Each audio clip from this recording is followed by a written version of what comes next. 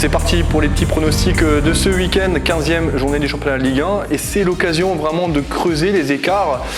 Jackie, je viens de le dire, c'est le moment ou jamais pour peut-être créer un delta entre les équipes.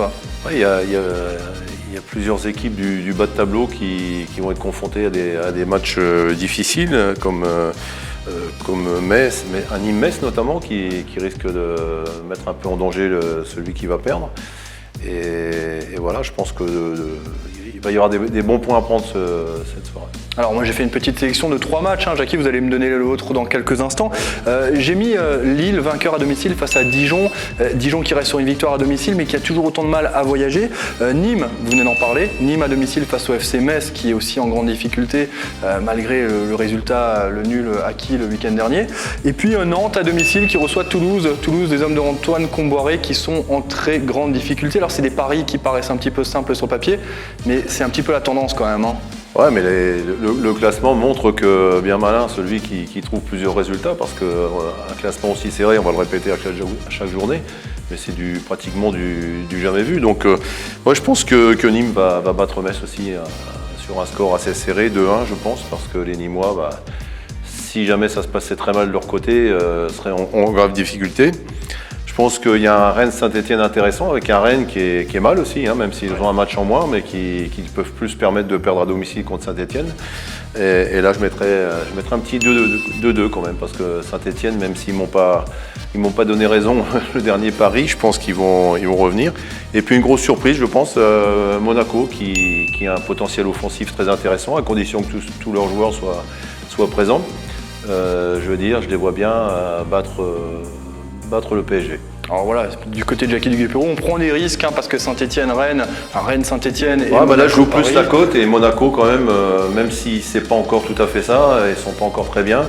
Il y a quand même un des potentiels offensifs les plus intéressants du championnat français. Ils vont jouer sans Slimani. Sans Slimani.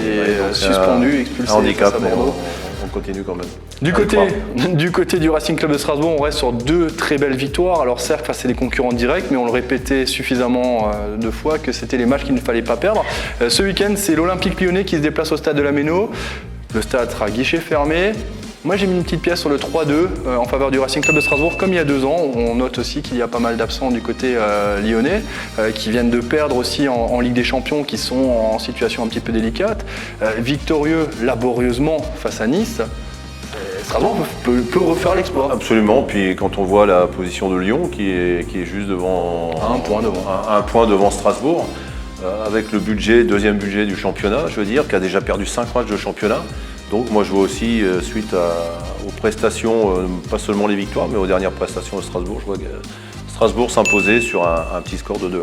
Alors juste pour la petite statistique, depuis l'arrivée de Rudy Garcia, il y a 5 rencontres en arrière en Ligue 1, 3 victoires, 1 nul, 1 défaite, ça va quand même beaucoup mieux. Il a pris 10 points, tandis que son Silvino avait pris 8 points auparavant. Ouais, mais moi je tiens pas trop compte de ça, ils ont quand même laissé j'ai regardé leur match au Zénith Saint-Pétersbourg hier soir. Ou avant-hier soir, je sais plus. Et donc je pense que moralement, ils ont quand même laissé des plumes dans le match là-bas. Puis ils ont des absents. Est-ce que Depay va jouer? Est-ce que Terrier va revenir? Est-ce que Aouar va jouer?